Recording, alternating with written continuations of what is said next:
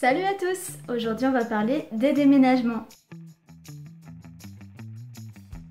Donc il y a certains d'entre vous que je vais faire rire avec ce que je vais dire dans cette vidéo et il y en a d'autres à qui je vais rappeler de mauvais souvenirs. Donc j'ai fait déjà plusieurs déménagements avec ma famille, on a fait quasiment que ça, que de changer de ville tous les 3-4 ans à peu près.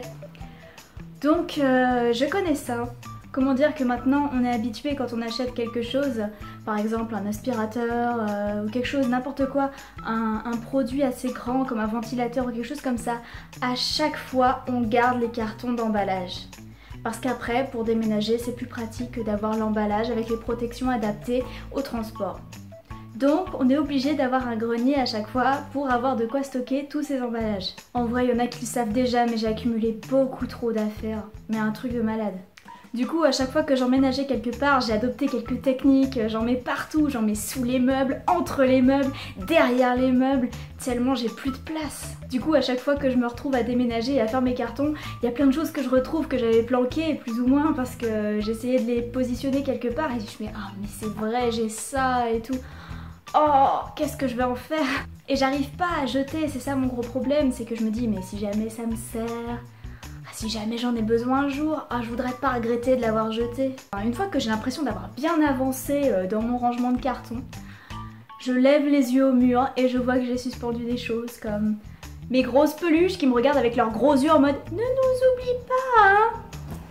Ah oui, forcément, il y a des choses qui, à force, font partie du décor et qu'on oublie qu'on a. Voilà, c'est sous nos yeux, mais... Et là, j'ai quelque chose à vous raconter, mais ça m'a saoulée. Ça m'a saoulée. Alors en fait, je faisais des cartons de vêtements et je les fermais pas encore parce que je voulais les fermer au dernier moment. Je me disais si j'ai besoin d'un truc, voilà. En plus, je travaillais jusqu'au bout vraiment.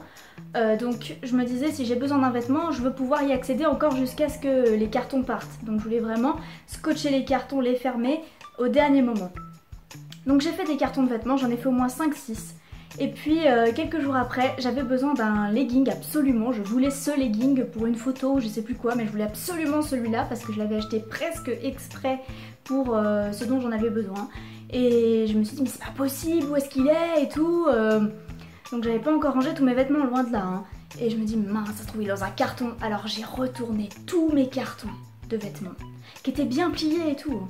J'ai tout mis par terre et tout, je cherchais, je dis mince mais il est où et tout. Et du coup je prenais tous les vêtements, je les remettais en boule dans le carton, j'étais en colère et tout. Et au final j'ai retourné 5 cartons, je les ai tous remis en bataille dans les cartons, tous mes vêtements. Et le legging n'était pas là. Donc j'étais vraiment sur les nerfs, et même j'ai pleuré hein, parce que c'est vrai que le déménagement en plus c'est stressant, donc on a des émotions quand même assez fortes. Et en fait, le lendemain, j'ouvre mon armoire et je me rends compte qu'en fait j'avais mis le legging déjà de côté parce que je savais que j'allais en avoir besoin. Et il était au fond de mon armoire, vraiment, voilà. Je disais, mais c'est pas possible quoi. Sérieux. Du coup j'ai dû refaire tous mes cartons puisque mes parents ont vu dans quel état étaient les vêtements dans mes cartons, genre en boule quoi, je les ai remis à l'arrache. Ils m'ont dit, ah non mais il va falloir refaire ça hein, parce que sinon ça va pas tenir, hein, ça va s'écraser. Donc il faut replier tout proprement. Allez, j'ai recommencé tout le boulot, j'ai tout redéfait, j'ai tout replié dedans. Ça m'a saoulée. Mais si c'était que ça! En fait, il se trouve que comme c'était un déménagement Martinique à France, ce n'est pas un déménagement qui prend quelques jours au camion de déménagement pour amener nos affaires. C'est un déménagement qui prend plusieurs mois. Donc là, c'était environ au moins 2-3 mois. Hein.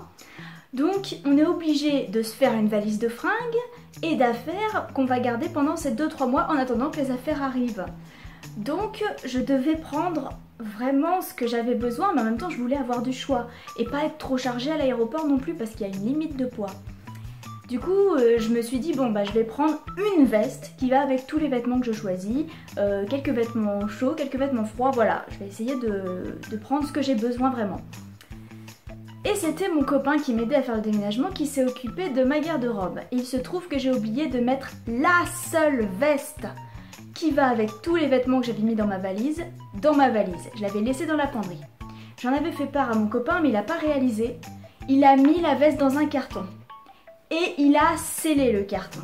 Sauf qu'il y a eu plein de cartons qui ont été faits derrière. Donc là c'était au moment où est-ce qu'on scellait vraiment les cartons. Là il était plus question de les laisser ouverts, il était question de les fermer. Et ben il a fallu qu'on cherche et qu'on ouvre quelques cartons parce que je me suis aperçue trop tard que la veste était pas là et qu'il l'avait mise dans un carton. Alors on a dû tout redéfaire, tout déblayer machin et tout. Elle est où ma veste machin? Heureusement il savait où est-ce qu'elle était à peu près.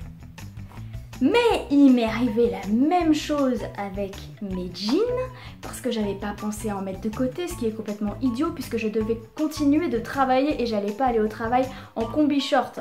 Donc il fallait absolument que j'ai des pantalons pour aller pour mes derniers jours de travail.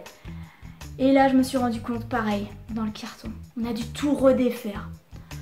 Je n'en pouvais plus. J'étais devenue insupportable.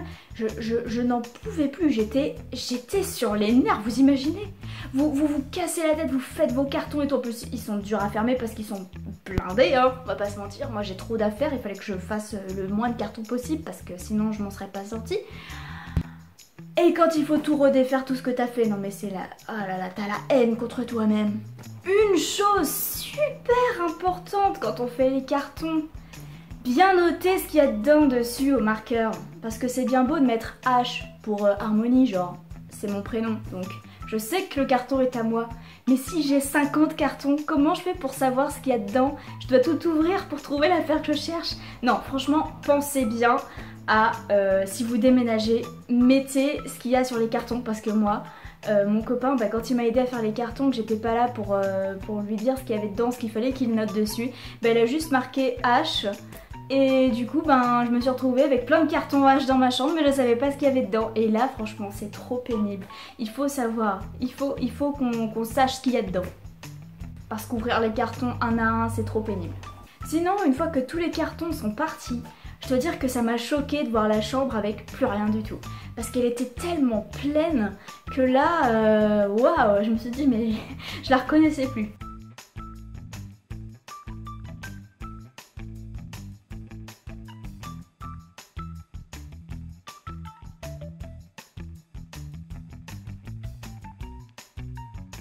Bien sûr, outre les cartons, quand on a un grand déménagement de Martinique à France par exemple, il faut penser à gérer son frigo. Il ne faut pas acheter trop de nourriture avant quelques semaines avant de partir parce qu'il faut être sûr de ne presque rien laisser. Même s'il y a des gens qui sont derrière nous, ils n'ont pas forcément envie de retrouver des choses dans le frigo.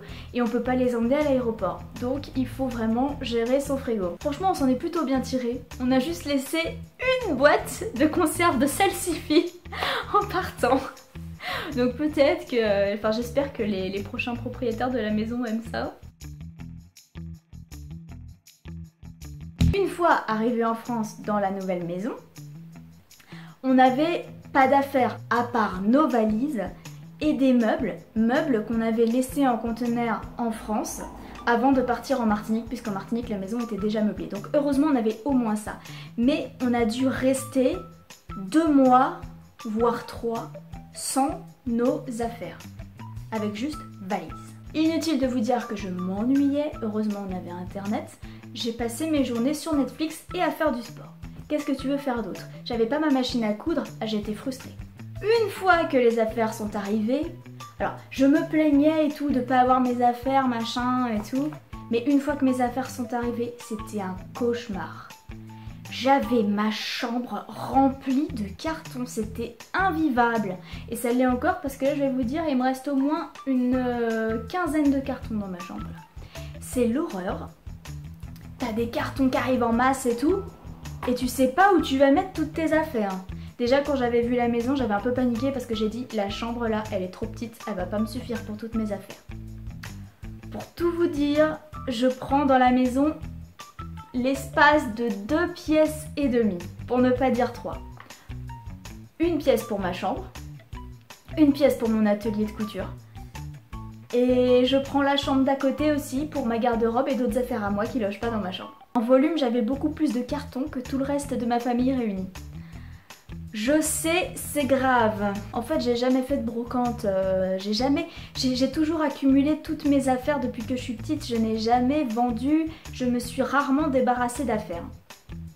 Donc, il se trouve que toutes mes affaires d'enfance, mes jouets et tout ça sont dans ma maison de vacances. Donc, bien sûr, je les emmène pas avec moi à chaque fois que je déménage. Mais tout le reste, c'est avec moi tout le temps. J'ai beaucoup trop d'affaires, il faut vraiment que je m'en débarrasse parce qu'en fait, Je vous dis pas que j'ai trop d'affaires pour me vanter, parce qu'en fait il n'y a pas de quoi se vanter que d'être une acheteuse compulsive qui n'arrive pas à se détacher des affaires matérielles. C'est un vrai problème, c'est presque une maladie. Et je vais dire, j'en suis pas fière. Donc il faut vraiment que je me fasse violence. J'ai fait un compte Vinted, pour l'instant j'ai pas encore mis grand chose. Mais je me fais violence endettement, j'essaie de me dire bon allez vas-y, tu vends ça, tu vas pas le mettre. Tu l'as mis avant peut-être, mais maintenant c'est fini, ça ne va plus, faut se débarrasser. Et il y a des choses aussi qu'il va falloir que je jette, parce qu'elles sont pas vendables. Et j'ai l'impression que je vais regretter, mais en fait ça se trouve je vais les oublier. Donc voilà. Honnêtement, je trouve ça pas bien d'avoir trop d'affaires, c'est trop envahissant. Moi ça me rend mal de voir tous ces cartons dans ma chambre que je sais même pas où je vais mettre mes affaires. C'est nul. Donc un bon tri s'impose. D'ailleurs au passage je vais peut-être vous mettre le lien de mon Vinted en description. Comme ça si jamais vous voulez passer voir, on sait jamais. Voilà, j'espère que cette vidéo vous a plu et je vous dis à la semaine prochaine.